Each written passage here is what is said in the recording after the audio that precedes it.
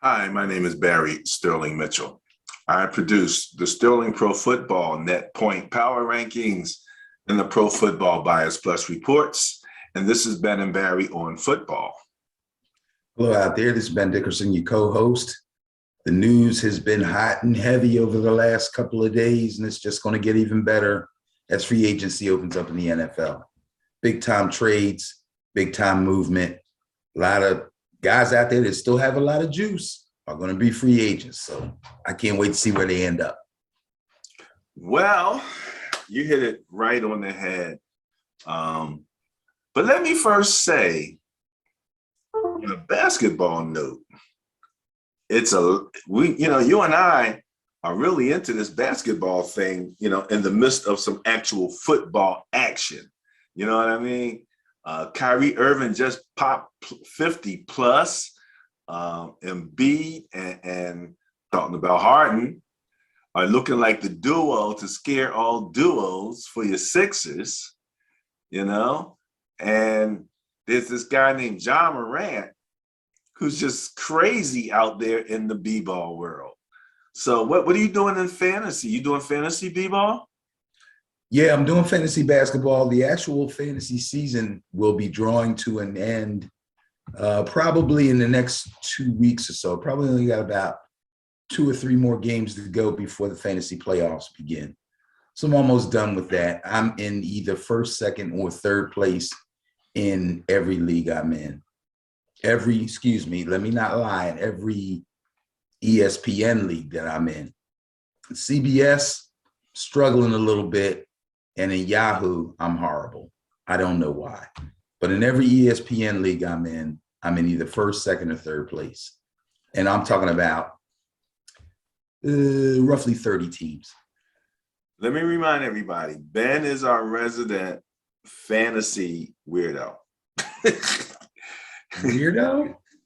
You are well beyond the average. I mean, I don't know anyone who's in as many leagues and as many sports in fantasy as you. I prefer geek. And it's kind of cool that baseball slowed down a little bit because now I have a chance to really concentrate on basketball all the way to the end. But I got fantasy baseball teams already set up and waiting. So.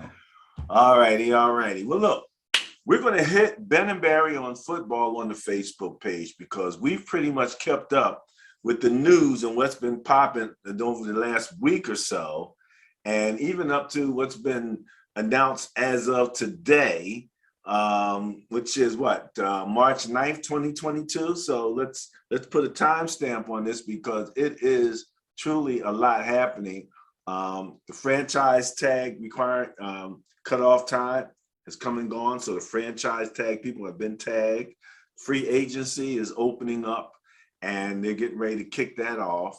And then you got the combine and then you have the draft. We've just had the combine, which is going to lead to the draft.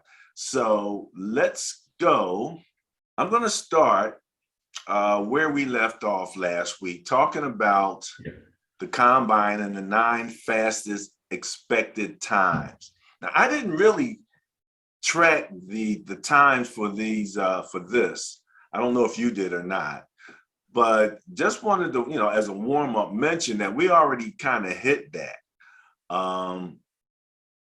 And so we kind of went all through that. And then we had this young man from Baylor run an unofficial 4.21. I think they changed that to a 4.29 or something like that.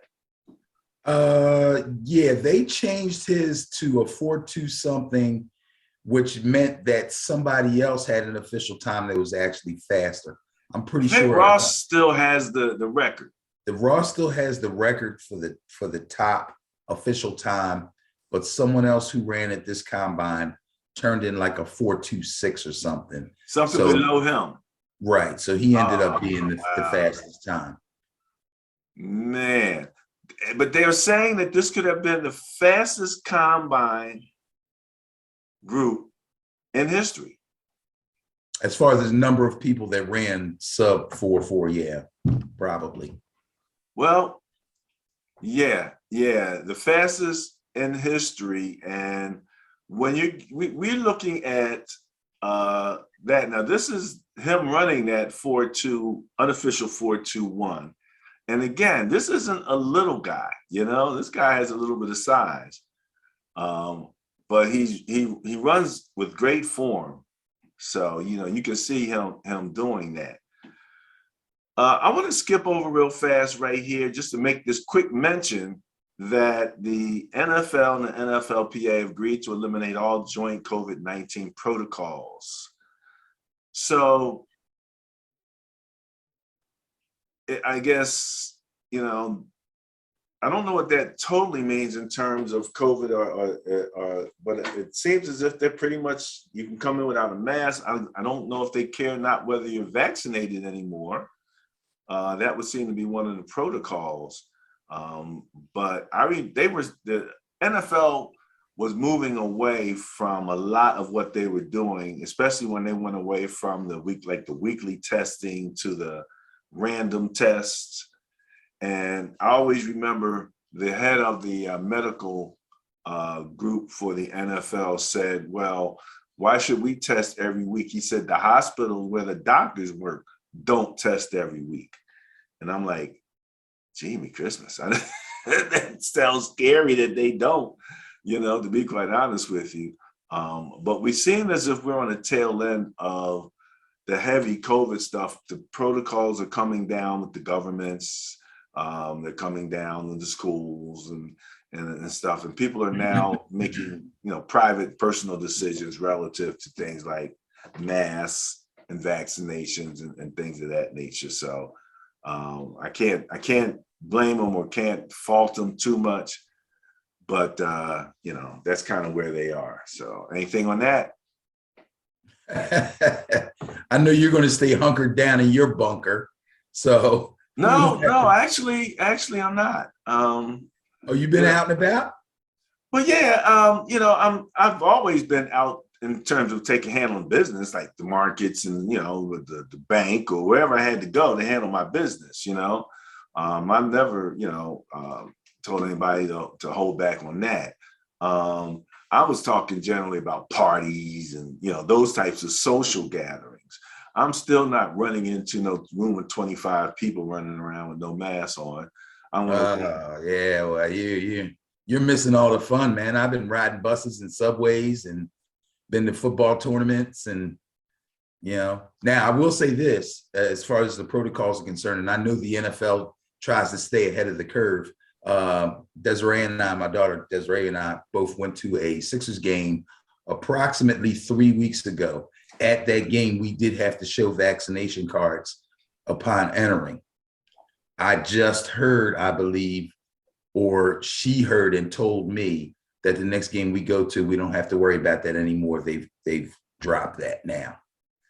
So if they drop that, then you probably don't have to wear your mask at your seat unless you're eating and all that stuff. If they're going to start to do away with those things, I'm sure the NFL is too. And again, the NFL at least is outdoors in most cases, or at least open. Right. They're not small cramped quarters. And the thing that always cracked me up about the whole restaurant vaccination thing is that it's pretty much already been proven that you can be vaccinated and contagious as hell. So the restaurant worrying about whether you're vaccinated isn't a matter of whether or not you would be contagious. The only thing vaccination is supposedly do is keep you from serious illness and death, which for the restaurant shouldn't be an issue.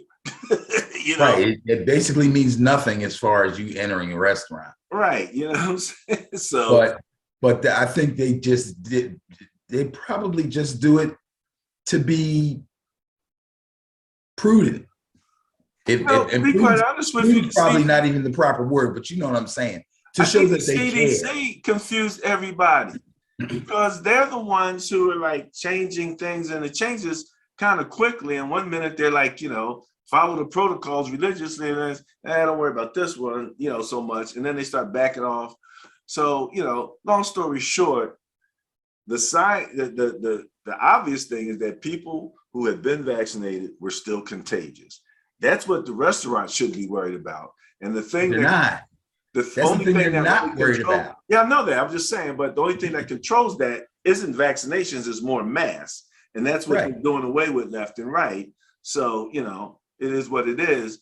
But again, I do think that the last variant, the Omicron variant, showed itself, I believe, in North Korea or Australia, one of those foreign countries where it hit South Africa. It hit early, and they said that it was one of those things where it went up and then dropped straight down. Right. And that's pretty much been the pattern as far as we can see. So Right. I'm not saying that then people aren't getting COVID, but it's not as prevalent. The amount of hospitalizations, deaths, all of that stuff dropped like 90%. You know what I mean? So with that type, now they're just talking about endemic. So, I just saw that a guy in the NBA got it, one guy. And, I play fantasy, so I'm constantly following the players and constantly checking injuries. And I haven't seen anybody held out for COVID protocols for, I don't know, what month? This is March, right? Right. Since like early February. Okay. Well, that was just, something. All right, let's move on. And let's talk about Tom Brady. And what do we got to talk about him for? 5 number ones. I've never actually heard anyone ask for that. I just thought that was hilarious. 5 number ones. And nobody has 5 number ones. I don't think. Well, everybody has 5 number ones. Huh? Everybody has 5 number ones. Everybody has 5 number ones? Yeah, you give away your number 1 draft pick in the next 5 years. Oh, you're talking about over a 5-year period. Yeah. I don't think that's what this guy's talking about. That's exactly what he's talking about. Is he really?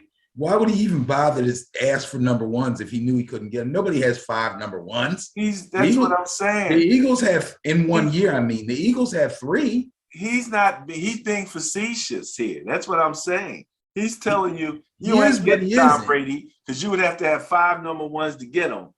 And you ain't got that. And so he pretty much is just putting a kibosh on any Tom Brady conversation. That's why I thought it was hilarious. He didn't say 5 number ones in 1 year. The Eagles have 3.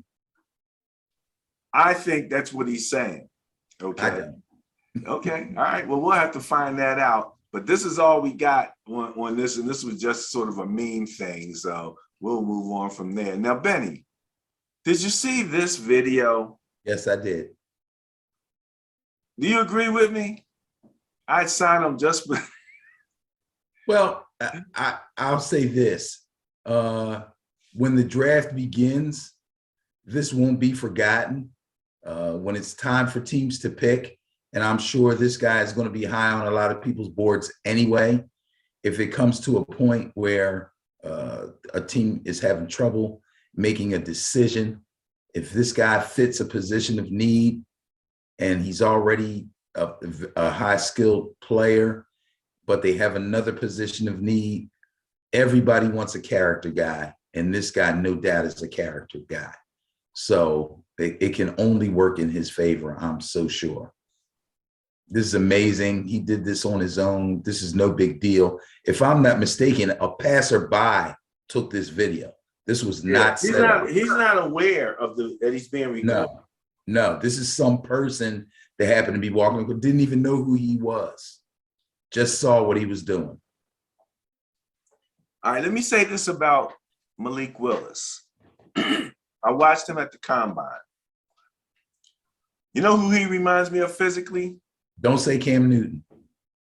Okay, I won't. Good. That's not who I was going to say. Trey Lance. Okay. I heard Cam Newton. That's why, and I disagreed with it. So that's why I said that. But yeah, Trey Lance. Okay, okay.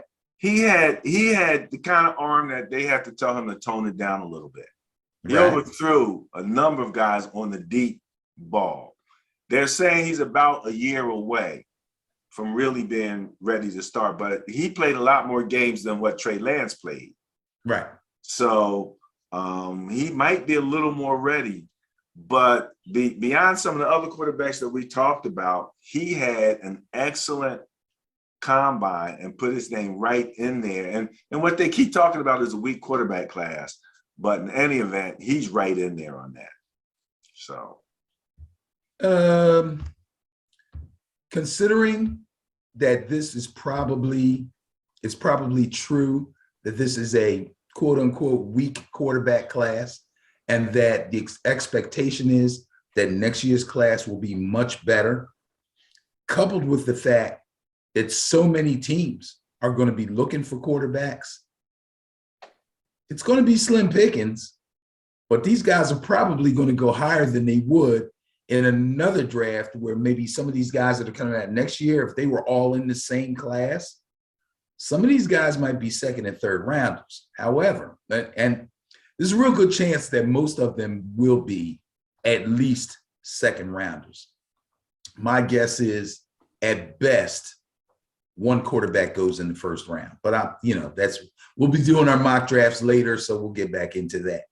But yeah, Malik's not probably not the first quarterback off the board. Oh no, he won't coming be out of the combine. Yeah, that would be our fake slide guy. Yeah, the fake slide guy with the little hands. But he's a project, but he's a worthy project. He has all the measurables.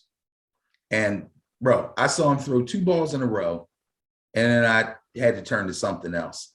And I went back and I watched him over a few times so I could look at the yard lines from where he dropped back and threw the ball and where the quarterback either caught it or was overthrown and the ball hit the ground. The first pass traveled 60 yards in the air. The second pass, which was incomplete, hit the ground at 65 yards. It traveled 60 and 65 yards through the air. We've watched quarterback competitions where they didn't have to throw it to anybody. All they had to do was throw for distance. And a lot of them struggled to get between 65 and 70 yards. This guy hit a receiver on the dime at 60 exactly with no big deal. So he's got a cannon, and I can't wait to see him. But of course, everything's contingent on who picks him up. We'll see. But yeah, I think this kid's got a future. We're going to talk about some of the free agents that are out there, and that's going to impact how that draft goes. Exactly. That's going to be a big impact. We're going to talk about that. Let's see what's up next, Benny, here. As I go back to the share screen on Ben and Barry on football, we made mention that the Pittsburgh Steelers have made a commitment to growing opportunities for girls flag football. And apparently they had an opportunity to put it on display at the Rooney Sports Complex, UPMC Rooney Sports Complex. So Benny, your flag football thing, man, the girls is taking over. Girls flag football or women's flag football is growing in leaps and bounds, especially on the national level in the 8-man, what we would call 8-man, they call 8 women. Everybody are all eligible. 8 women eligible is what the style is considered, meaning that it's 8 on 8 and everyone on offense is eligible to catch passes. That's the hot game right now. People are going out and watching these games as much as they watch the men's game. And these girls are extremely athletic, extremely skilled. A lot of the top teams are very well coached. It's amazing to watch these young ladies play. I got a good look at the eventual national champs, Lady Elite, which is a team from down in the DC area. Another great team from down in that area is the Black Mambas. And the hot team coming out of down south, I believe, is the Alabama Fire. So if you can find anything out about nationally ranked women's flag football teams, that's 3 names to look out for if you're ever in any area where a tournament is being played and these ladies are playing. There's some good teams out in the Midwest I'm hearing also, but I haven't had an opportunity to actually see them. But I'm hearing a lot about women's flag football. It's really getting big. And We believe mentioned me, Ben, and it is fun to watch. I didn't mention your credentials here relative to flag. I don't have any credentials. Yeah, well, you coach a men's flag team. You go on tournaments, so you're at these national tournaments, and you get an opportunity to see all of this. So, Yes. a lot of people should understand that. That's just part of what, between the fantasy and the flag, you're a pretty busy guy there. Let's see. Fantasy flag in the gym. That's my life. That's your life. Not a bad life. Not a bad life. Well, we mentioned Kenny Pickett. He's probably the first off the board at quarterback, from what I can see. And he's the fake slide guy. For anyone who doesn't know it, he was on his way running the ball as a quarterback. And as the defense approached him, he kind of went into a slide look position, but then he straightened back up and shot off to complete a 58-yard touchdown. And it prompted the NCAA to really look closely and make some adjustments in the way they call those plays if the quarterback looks like he's going to go down and then doesn't. So we know he's got some slickness and some savvy to him. And he seemed like he's got all the arm talent and everything else. So what do you think about Kenny Pickett? I'd say right now he's the de facto top-ranked quarterback to be in the draft this year. I don't know if he's going to end up over the long run and being the best guy in this class, but right now he's being looked at as probably the first quarterback to be taken. If anybody gets taken in the first round, it'll probably be him. To what team, I'm not sure, because after what happened over the last couple of days with Mr. Russell and Mr. Rodgers, that's changing a whole lot of teams' draft boards. So I don't even want to speak on that right now until the dust settles a little bit. Yeah, that's we're going to hit that. We are going to hit that. All right. So leading up to this, let me just mention, I don't know if you had a chance to see this. And what do you think about Charles Barkley's comment here about Aaron? I haven't called him liar, liar, pants on fire. I left that alone. So I'm gonna give him an opportunity, even though there's something else we have on our page about Aaron, which is almost mind blowing. But go ahead. What do you think about that? He's a pretty girl. That you tell her she's pretty.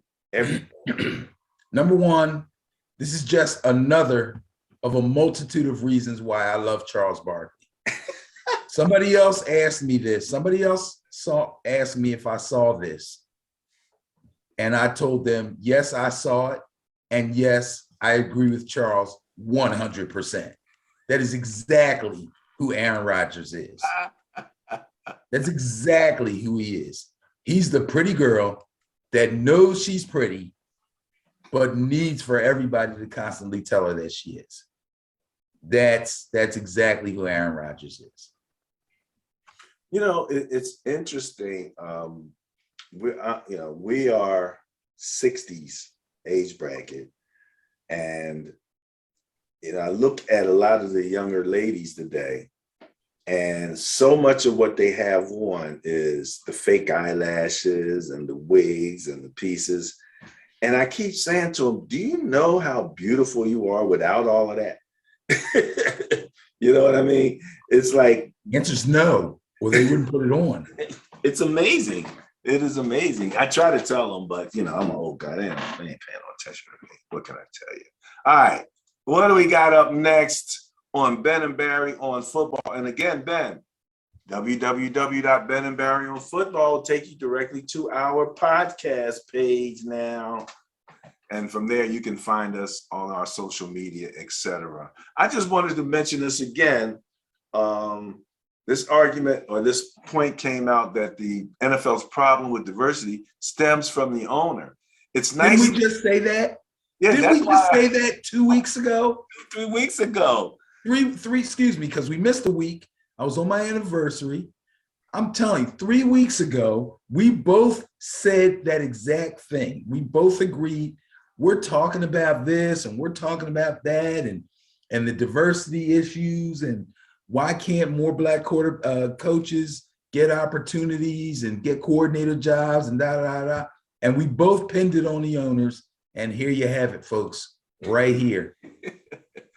SI.com. So people are a lot closer to the action than us, but we have our eye on what's going on. And we talked about the Senior Bowl, and we actually, Ben, we mentioned that the heroes of the Senior Bowl, Steve Wyche, Bucky Brooks, Charles Davis. And Charles Davis, you know, that's the voice on Madden. He's one of the voices on Madden. So we mentioned it, and we actually got a response from Steve Wyche. Oh, cool. Yeah. That's cool. Responded to our Twitter. Apparently, Charles Davis does not have a Twitter account. I tried to find him. He's smart. Yes, he is. He's like, I don't want no Twitter beef. Yes, he's too busy, man. Charles Davis is everywhere, man. And a quiet sort of, you look up on the 3-4 person panel, there's Charles Davis all over the place at every level. Steve Wyche, same thing. Bucky Brooks, same thing. These guys is getting it done. And so, but thanks to Steve for at least responding and recognizing, you know, what we said to them, and kudos to them again for work that they're putting in. All right, we talked about the combine, and we talked about how fast it was. Ben, did you see this young man, Amari Barno, run? Yeah, he's a big guy, but there was a bigger guy that had an impressive run too. But what positions does this guy play? Is he an edge rusher? He's a defensive end. Okay. 6'5", 246 pounds, an unofficial 4.37. Oh, that's insane. First attempt. That's insane. Make him a tight end. And it looks as if, on the headline, I said 4.37. They said 4.36. I'm gonna, as soon as I get this kid in camp, I'm sending him to the tight ends coach and see if he can catch right off the bat. That size and that speed, are you kidding me? Yeah, if he could catch, man, Jamie Christmas. You know, you got to send him. Got to send him to George Kittle and Kelsey's tight end school. Guess what? I bet he'll get invited. He'll be invited. Look here. They love to have the rookie guys come in there, man, because there's a lot that they can show them and tell them. Absolutely. He'd be crazy not to go if he gets the opportunity. Well, all right. You said crazy. How crazy is this?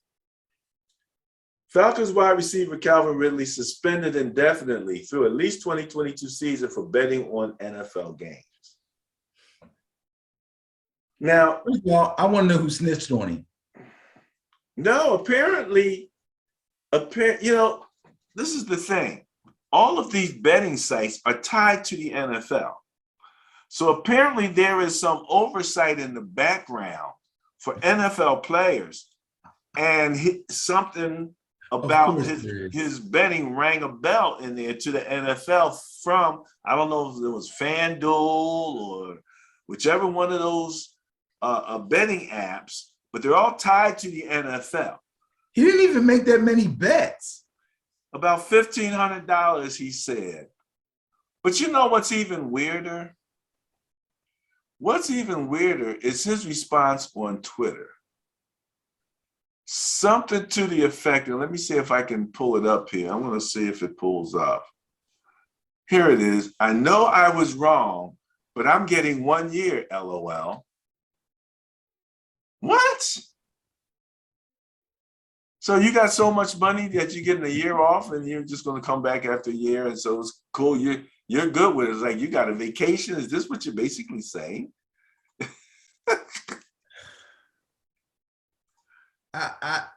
What's he supposed to say, man? These guys are kids, man. They're kids. They're really young guys, and they just don't see the problem, nor do they know the history of the game.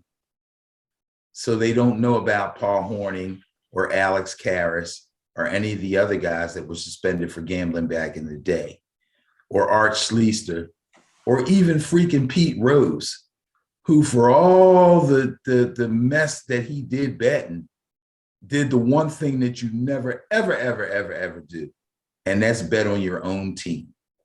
Whatever you do, you don't bet on your own team. Even to bet them to win, you don't do that. I understand that his Falcons were part of the parlays that he bet. Yes, he bet on the Falcons. You cannot do that. That's probably what rang the damn bell. Could be. So, could be. But apparently, again, there's some electronic surveillance going on there, buddy.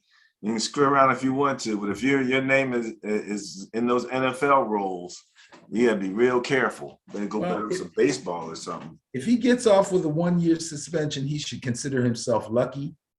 And it also should send an alarm out to all those other young guys out there that might be tempted to do that. Don't do it, bro. Bet NBA, bet FIFA, bet baseball. Don't bet your own sport. A meme said, worst bet ever. Bet $1,500, loses 11.1 million. But again, I think he thinks he's going to make that back. Like, I got a year off. So, instead of me ending my career in, let's say 2 years, just, for mathematics sake, I'm going to end it in 3 years. Right. For him, he's a young guy, like you said, I don't think it just didn't seem like he cared. So I just thought that was very interesting. All right, Benny. The news of the day started out like it was going to be all about Aaron Rodgers. But Aaron Rodgers just was kicking things off, apparently. So I'm, 200 million. He says that is not an accurate number. As usual with Aaron Rodgers, nothing is for sure. Nothing is what it's reported as. Absolutely nothing. So long story short, what do you have on Aaron? Anything you want to say about this signing? No, not really. I kind of felt like this was going to happen. Aaron Rodgers all along has said, obviously in the past, as opposed to last season, that he wanted to begin and end his career as a Packer. I believe in his heart that is true. I also know that he wouldn't have had any problem in going out and testing free agency unless the Packers did exactly what they did, give him a blockbuster deal that he just could not refuse, which is exactly what they did. So now, if I'm not mistaken, he is the highest paid quarterback or highest paid player in the NFL at this moment. Because I'm pretty sure his contract, I don't know. He signed for 4 years for $200 million, right? So you would have to do the math because you're the math guy. Mahomes' deal is like 10 years, isn't it? Yeah, Mahomes had a longer deal. And this is the thing that was questionable. What do they pull down per year? Because I think Mahomes pulls down $50 million a year. So yeah, Mahomes might be somewhere between 45 and 50. But this is what is amazing to me here, because people are still acting like he might only play 1 year. But Ian Rappaport reported that the deal was worth $200 million over 4 years and $153 million guaranteed. That don't sound like a 1 year deal. Like, you can walk away next year. No, it's $50 million a year. And almost all of it is guaranteed. So if he decides not to play next year, what does he get paid? It's guaranteed, bro. That's what I'm saying.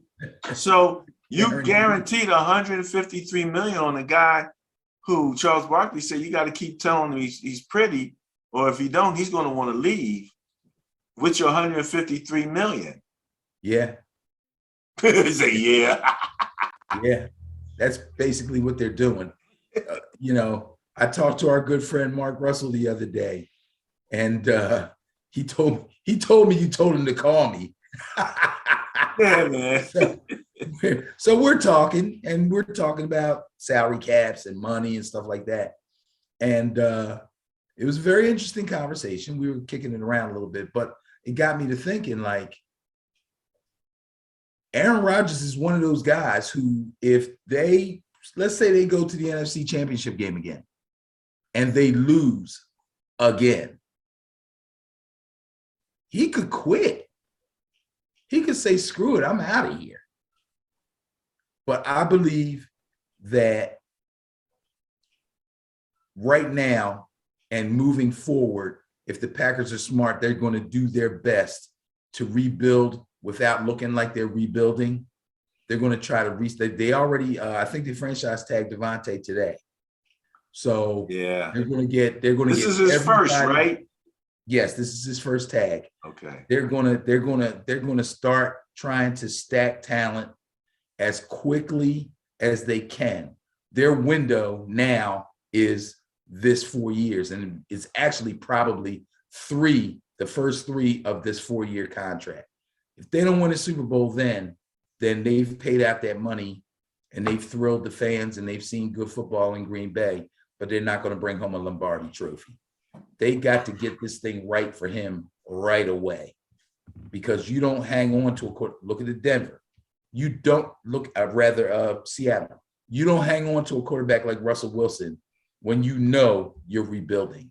You got to let him go. They just put freaking Tyler Lockett on the trade market this afternoon. I already heard rumors about DK. Lockett's officially out there to be had in a trade. DK Metcalf, there's just rumors. There's nothing solid yet. They're about to clean house, man. They're starting over. They're going to take all them draft picks they got from Denver, the draft picks they already got. They're going to take all the money that they're saving, and they're going to start restocking. So, you know, but Green Bay can't really do that. They got to win right now. They've been so close the last 2 years. They got 2, maybe 3 more to give it a shot. Ben, just to go over this is what was reported on Cheddar News today.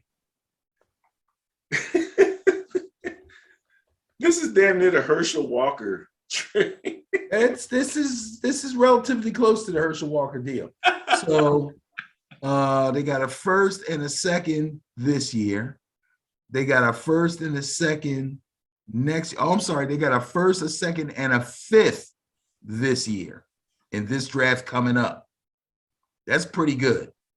They got a first and a second next year in 2023. They got Drew Lock, he's nothing. They got Shelby Harris that still has a little bit of gas left. And they got Noah Fant, who's still relatively young and could arguably be a top 10 tight end. That's not a bad haul.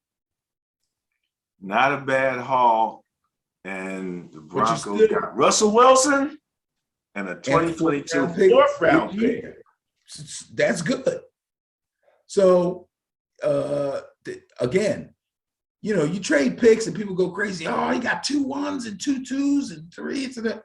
You still got to make the right picks. Okay, 1, 2, 3, 4. That's 5 draft picks. If they hit on 2 of them, and when I say hit, I'm talking about starters. If they hit on 2 of them, that's pretty good for the team.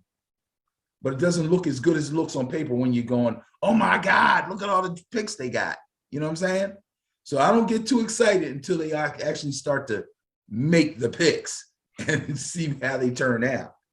If 3 of the 5 are busts, everybody's going to say Denver won the trade.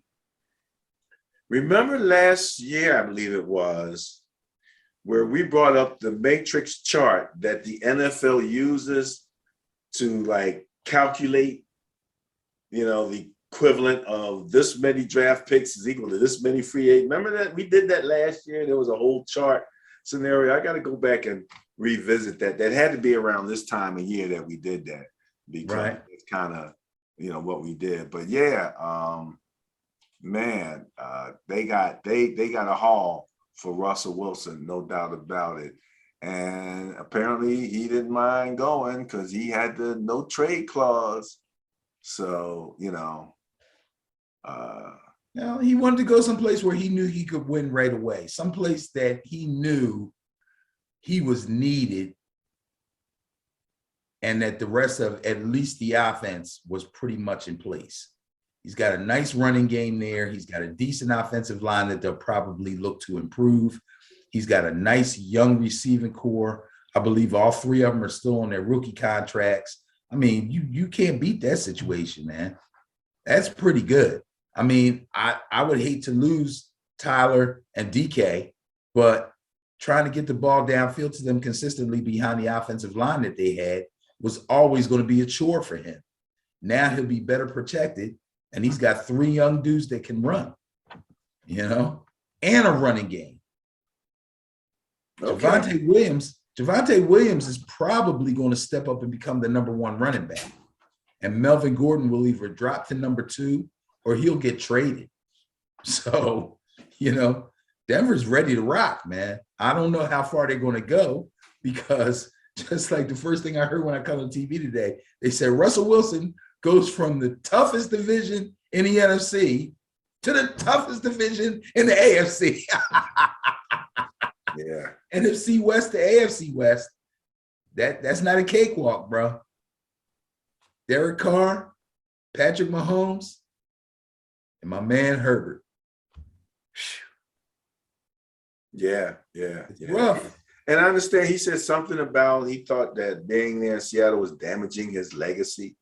So he's got some legacy questions. You know what? Now I heard you mention the line as if his line was really not really good. I know he had some complaints about the line, but we also heard a few of the commentators talk about him burping the baby.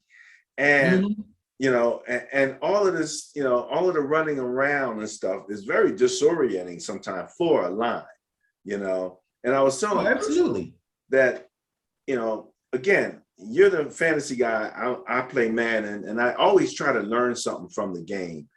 And playing with Trey Lance, you have that running capability, but it's much more of a team game when you learn how to work with your offensive line and work that pocket, and more options open up. A lot of times you run to one side or the other, you cut the other side of the field off. Whereas if you stayed in that pocket, the whole field is kind of available to you. If you got the arm, you can put it there. So, they talked about Russ burping the baby and Russ running around and doing this. He talking about getting hit. Well, a lot of times, you got hit. You weren't no longer behind the line. You were off doing something else.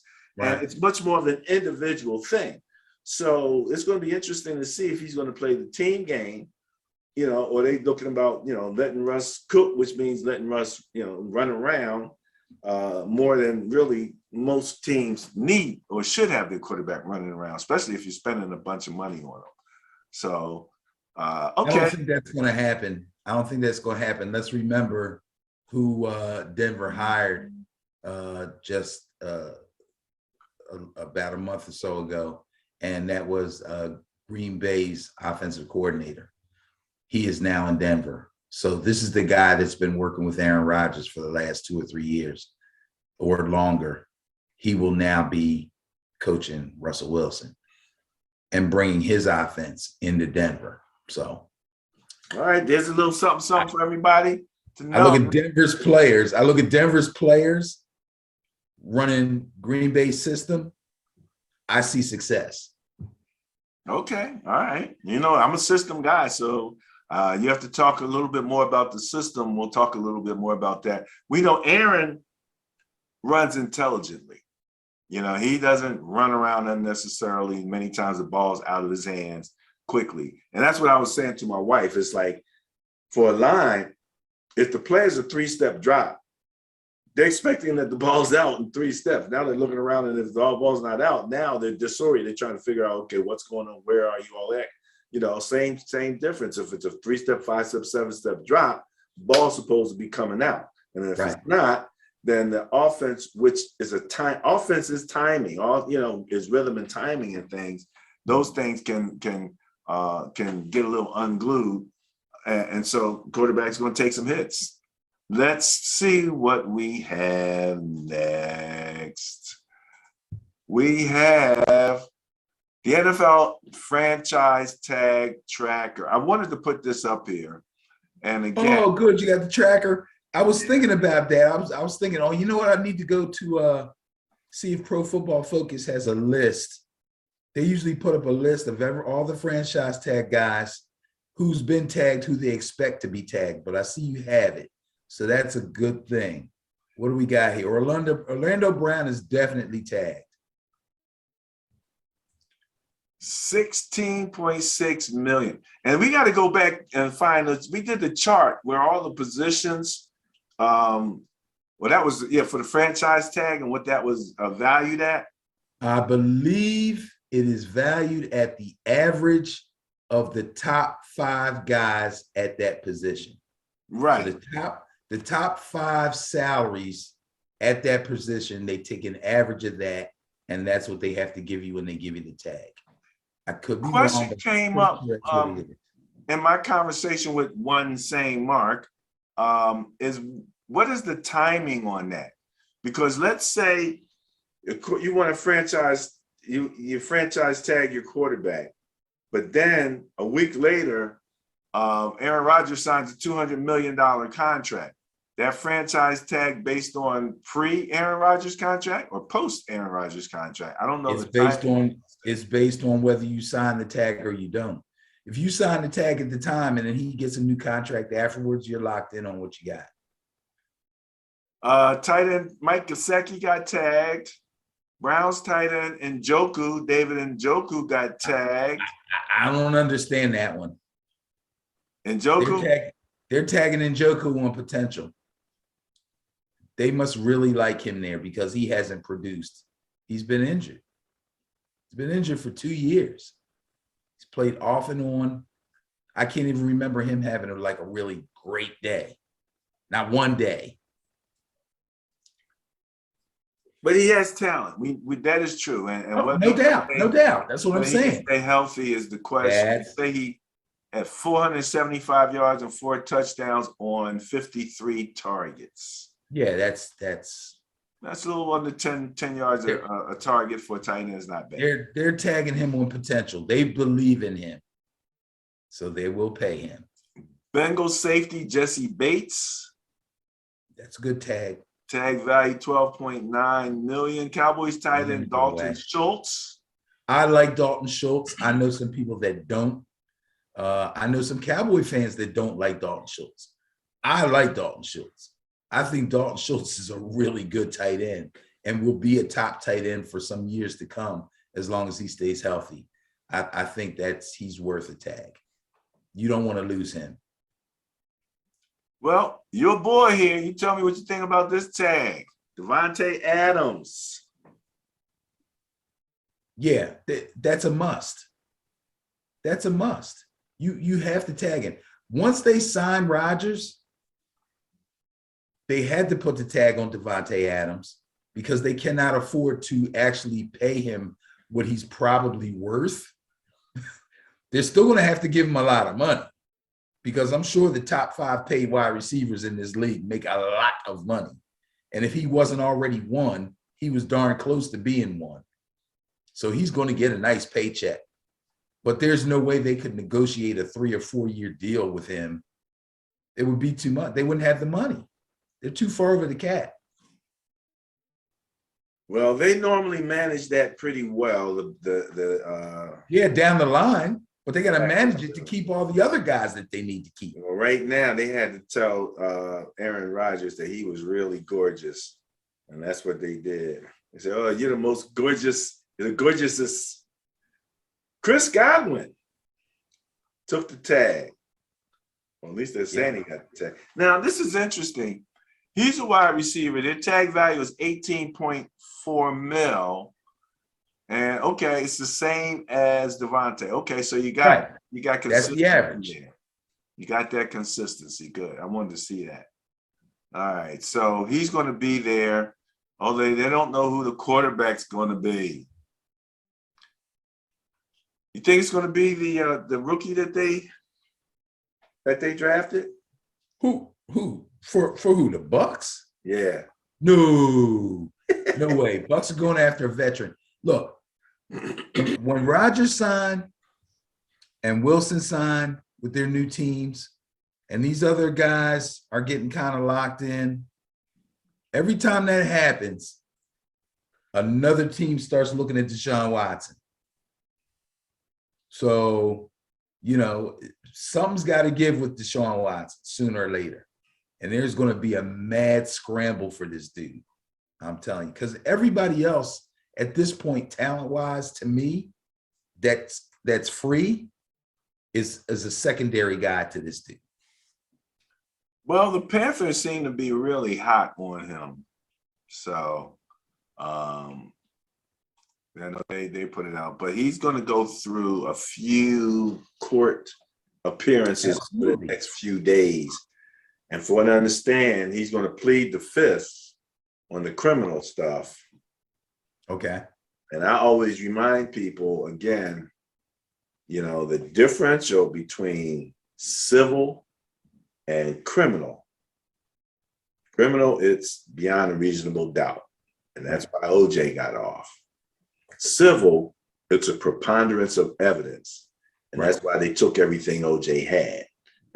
So it's a double-edged sword that he's going to have to deal with. It's going to come at him, and it's going to come at him. He's got a number of civil suits, not just one. He's the preponderance of evidence is there. At least it seems to be there. I think the question that everyone that was asked or that was stated, he was going online and social media, finding people to give him massages. Right. With all these young ladies. And it seems as if basically he was hitting on them beyond that. But everything that he was asking for them was pretty much available to him right there at the practice location. But yeah, as far as the actual massage is concerned, right. He could have very easily gone there. Obviously, he was searching around for girls that would do certain things. Well, so my thing is, if you accepted and came to his residence, you either already knew what he wanted and you agreed, or perhaps, and I'm sure this is what they're going to say, he ain't telling me that part, and then when they get there, he kind of springs it on them. So I tell you what, man, it makes my head hurt just thinking about this. So let's let the courts do what they're going to do, and then we can talk about this later. The bottom line is, as long as this guy don't end up in jail, he's going to be on an NFL roster. And at that point, he'll have to be subjected to whatever the NFL comes with as far as 3, 4, 5, 6, 8 game suspensions or whatever. And then he's out. He's gone. He's working. So you think that any team that picks him up is going to take a PR hit, especially now that we have so much focus on women empowerment? You just had the Washington Commanders, and they're still sorting out their sporting mess. Some teams will be worse than others. It kind of depends on where he ends up. If the team is in desperate need, there'll be some PR, but it won't be as bad. All right.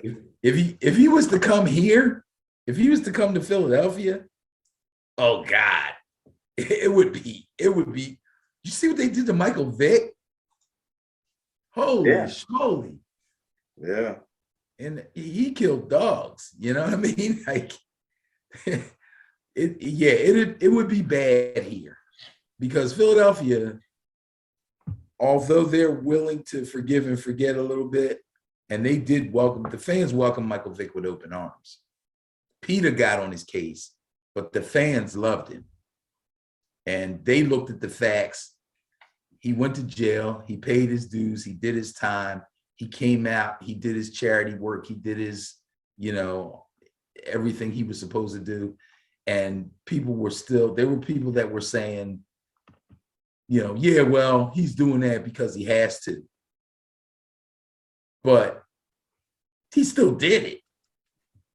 And he credit's due, right? And he didn't have to. Yeah, not really. I mean, Yeah, he did over and above. Yeah. He did over and above because he felt really bad. And he had Coach Reed, right? Yes. Who really supported him through that process. They went all in for him. They went all in for him.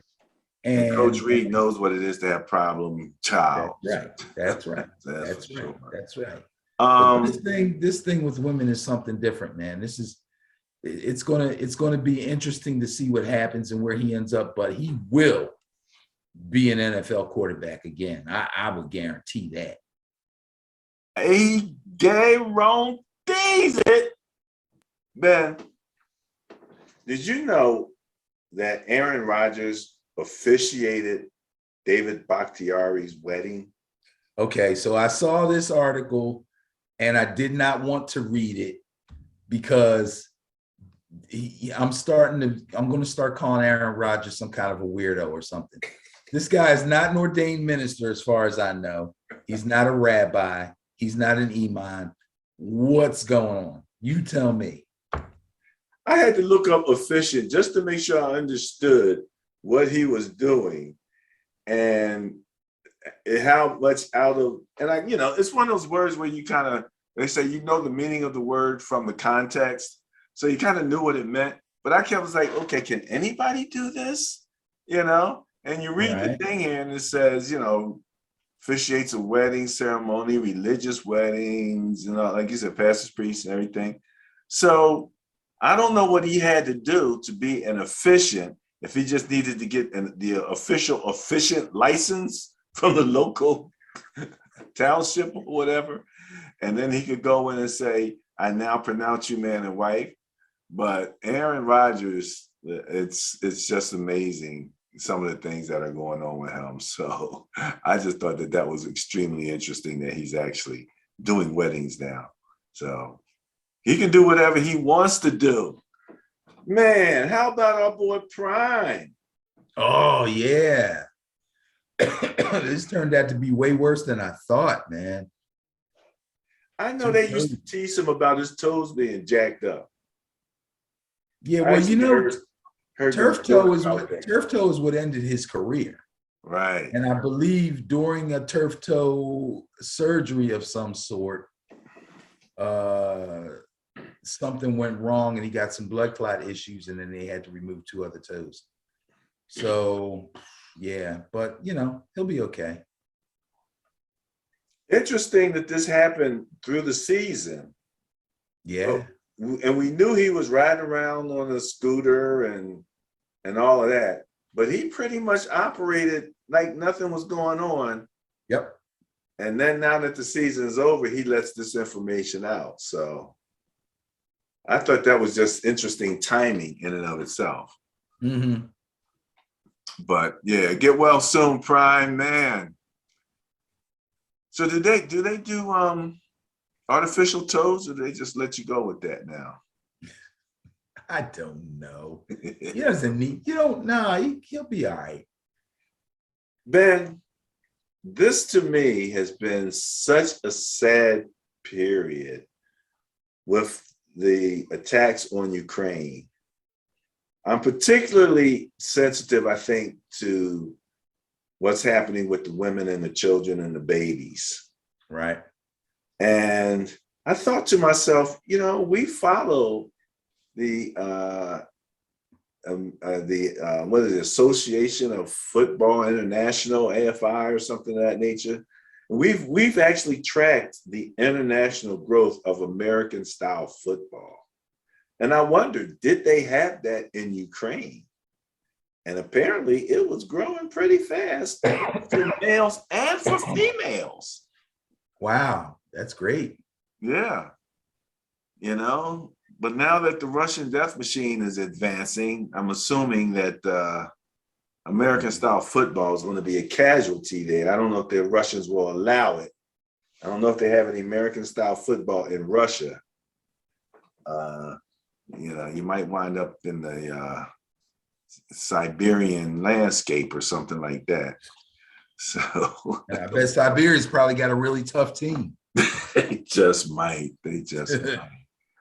Holy mackerel. But in any event, peace for Ukraine.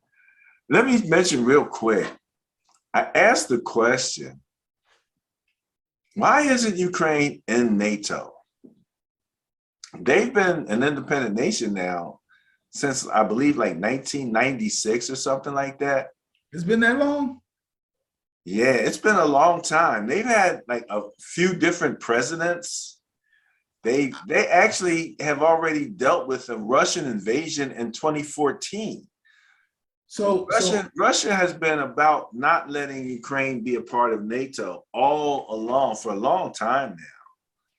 And it's kind of like I said to my wife, I said, if I lived in Ukraine and I knew the history, I would, as soon as they said Russia's amassed 100,000 troops on the border and Biden also said they're going to invade, I'd have been out. Yeah. I'd have been out right there if you know that history.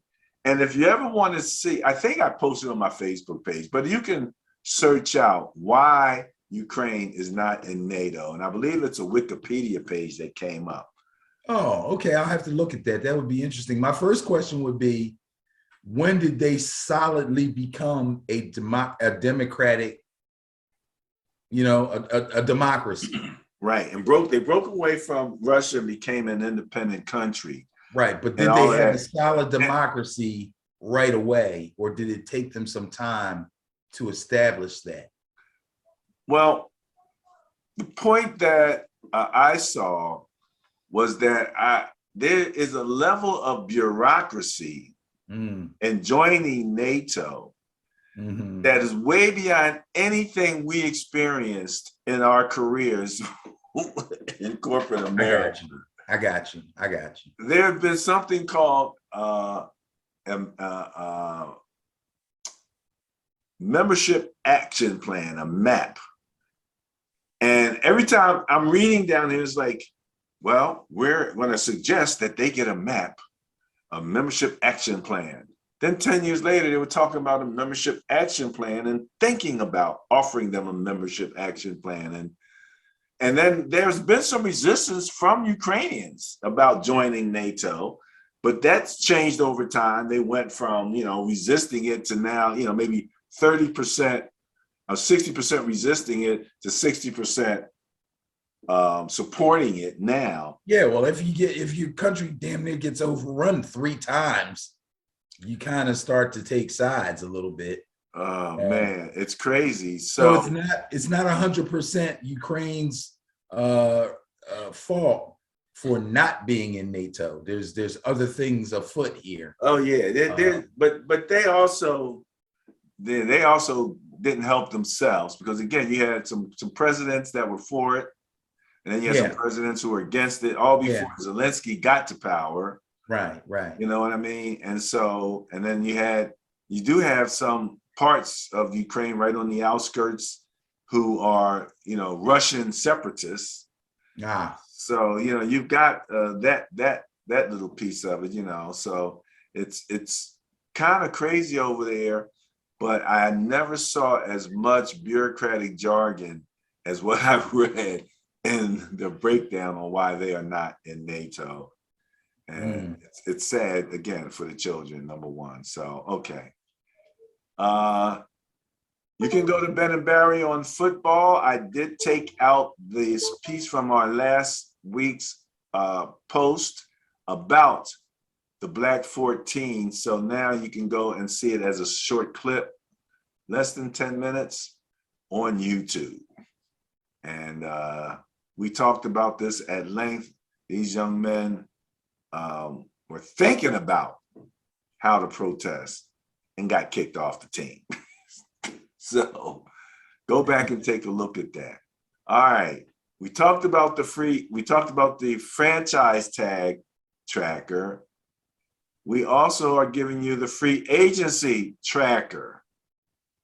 And this is from Pro Football Focus. So you can come to Ben and Barry on football. We've already done the searching out to find this information and get this link back. Oh man, look at that. By position. That's beautiful.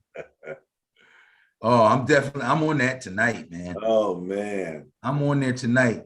One thing that raised my eyebrows, I noticed that the Cardinals are releasing linebacker Jordan Hicks. Jordan Hicks is still relatively young, had a really good season last year, but they also drafted some really young linebackers there, and they want to give those guys a chance to play, and they're letting Hicks go. He's not even on this list, so that's pretty new. That just came out like 5 hours ago. I'm going to go to bed tonight and say a little prayer that somehow he ends up with the New York Giants. But all right.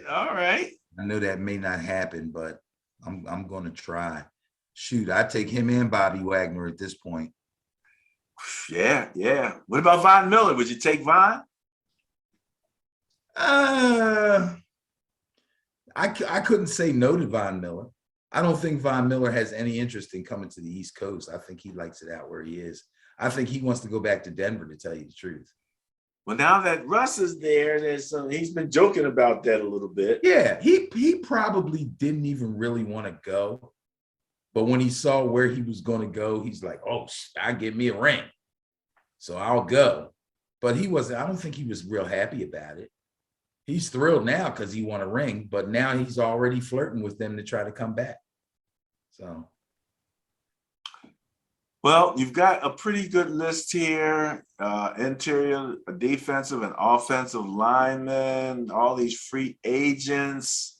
And it just adds to the drama when we're thinking about, okay, all of this is going to get somewhat settled. And after then this gets settled, then comes the draft. So that landscape is going to get real interesting. Gronkowski, they talked about the Bills would be interested in him. Zach Ertz, he showed he had a pretty good year last year. What, did he have, a 1-year contract with the Cardinals? If he's a free agent again, then evidently, yes, he signed for 1 year with the Cardinals, and he really showed off. So he's got an opportunity to make himself some money. Odell Beckham Jr. Seems to want to stay in LA. Yeah. The top 3 guys there, well, the top 2 got franchise tag. Mike Williams re-signed with the Chargers, 3 years, $60 million. I really should have worked out more. Yeah. Anywho, Antonio Brown is still listed as a free agent wide receiver. He's out there. Your boy Marquez Valdez-Scantling. Yeah. If I'm looking for a receiver on the free agent market, I'm looking at Allen Robinson, possibly Michael Gallup, depending on how he comes back from his injury. Christian Kirk, definitely Will Fuller. I think Emmanuel Sanders has seen better days. Cedric Wilson, who came out of nowhere and really helped the Cowboys last season. I would definitely take a look at him. T.Y. Hilton, I think he's done. A.J. Green, 2 years off the knee injury, is now about to come back into his own again. And remember, we talked about serious knee injuries. Guys may be deemed to be healthy to come back and play after 1 year, but it takes that second year, it takes them to get through that first year to get their confidence fully back where they look really good. That's why it's crazy to me that the Giants are talking about trading Barkley. He's coming into his second season after his knee surgery, excuse me, this could be the year that he snaps out. Like, you don't just get rid of a guy like that. But, you know. Following Mostert, my running back for my beloved 49ers on Twitter, and he was talking about when he comes back.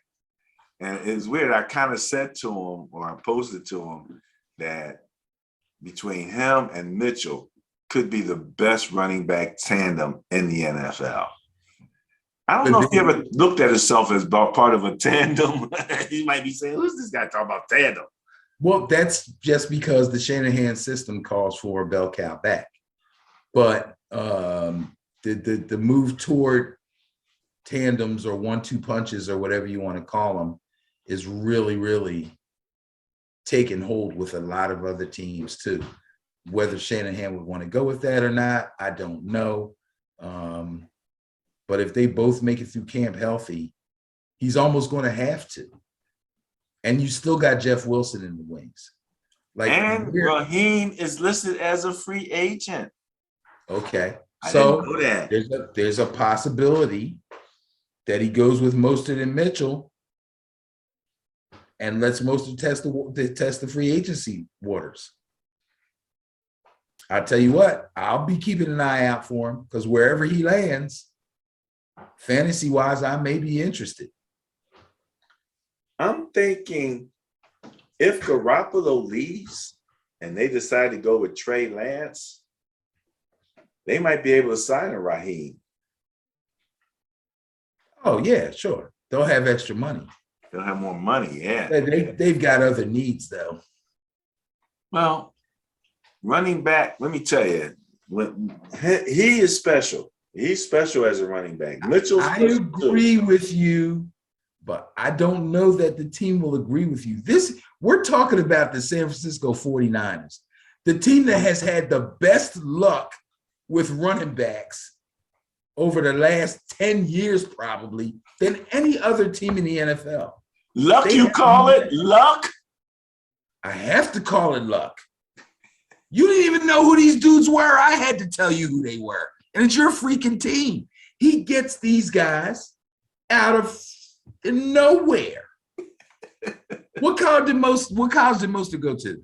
You don't know. What college did Jeff? I don't know. I don't do the college thing like you. You know, it doesn't matter. It doesn't matter. I know that he was like, I know he was like a 96 speed or 97 speed on Madden. That's all you care about is speed, bro. No, that's not all I care about. But it stands out.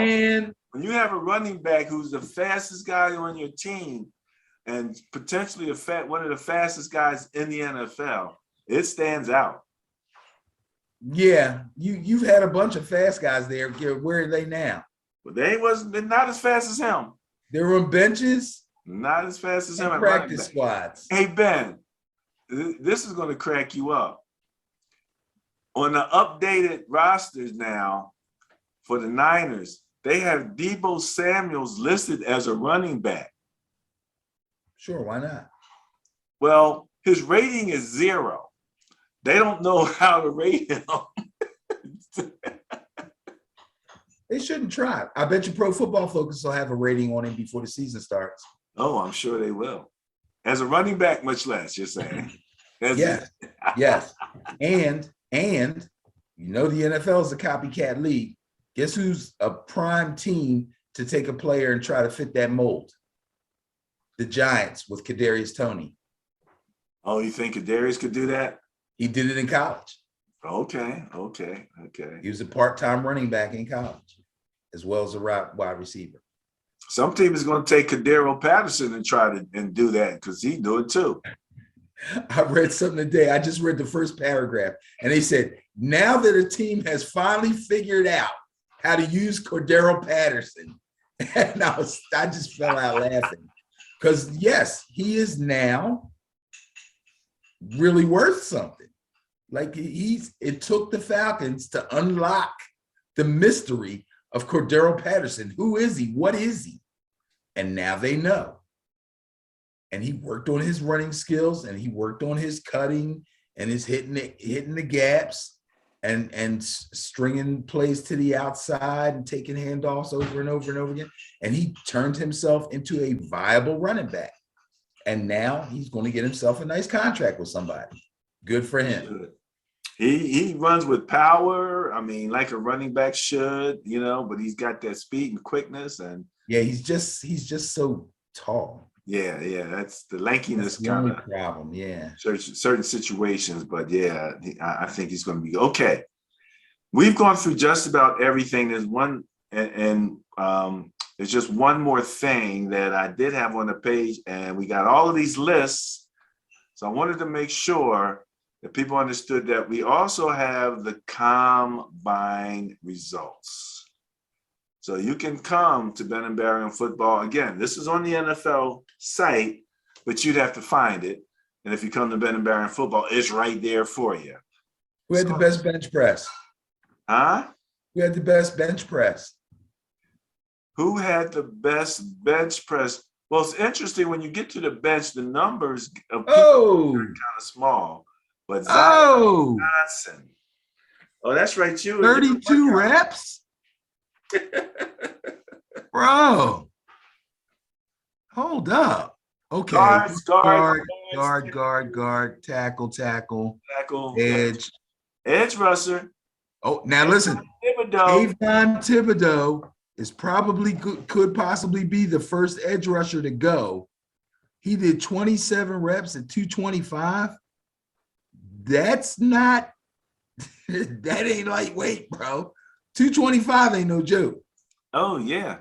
Especially for just throwing it up there. Yeah. I mean, if you go to the other positions, Ben, you see how many you have here? Right? Yeah. This is what's funny. All of these people, right, are here. And again, mostly linemen, et cetera, et cetera. Now, the bottom line here, you got Justin Ross.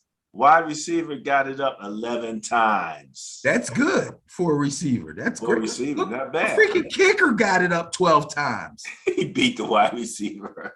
Holy smokes. So anyway, it's so much fun to see what these guys did. They were an absolutely amazing combine class. Again, you can come here. You want to see what the running backs did in the 40. Go to your 40-yard dash, click on running backs, and here you go. You got 6 running backs clocking 4 sub 4.4. Sub 4.4 run. Yeah. Breece Hall, Devontae Price, Kenny Walker, the second, Ty Chandler. I'm liking that Kenny Walker. I'm liking that Kenny Walker, man. I like Kenny Walker. Yeah? Yeah. I like James Cook out of Georgia, too. And I like the kid out of Cincinnati. I don't see him on there. Breece Hall, where's he at for you? Breece Hall, Iowa State. I don't know Breece Hall that well. I'm going to have to take a look at him. I've heard he might be like the first running back taken. Really? Yeah. That'd be great. Yeah. That'd be great. Here's all your running backs, your 4.4s, your 4.5s, et cetera, et cetera. And again, Ben and Barry on Football, that link, that information is there. Take a look at it. If you're, it's funny, again, we talked about our buddy Mark. Mark's the Eagle fan. Beyond the Eagles, he don't care what happens in the NFL. So That's not true. That's not true. He actually does, but. Excuse me. He said that to me, basically. Well, yeah, okay. All right. Yeah. As far as caring is concerned, you're probably right. But as far as, no one's, he does, we talked for a long time about salary caps and. Well, he knows all of that information because he's trying to figure out how to apply it to the Eagles. That's all he wants to do. And I told him. All right, yeah. Yeah, you're right. You're right. I had him cracking. I said, did you hear about the young Eagle fan at the combine? This young man, I don't think he was much older than 10, if he was 10 years old. And they were asking him what he thought the Eagles needed. And he said, Howie Roseman. He said, linebackers and wide receivers. For the love of God, Harry Roseman. A 10-year-old said that? He said, for the love of God. For the They love played of that. God. It's on YouTube now. That tells you how bad it is, folks. That tells you how bad it is. I try my best not to talk about Eagles fans on here. That tells you how bad it is. For the love of God. It was too funny. It's too funny, man. So, for the love of God, Harry Roseman.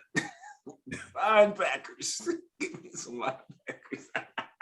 Oh, God. Well, that was a fun show, Benny. Yep. Any last words? 2. Go Noles.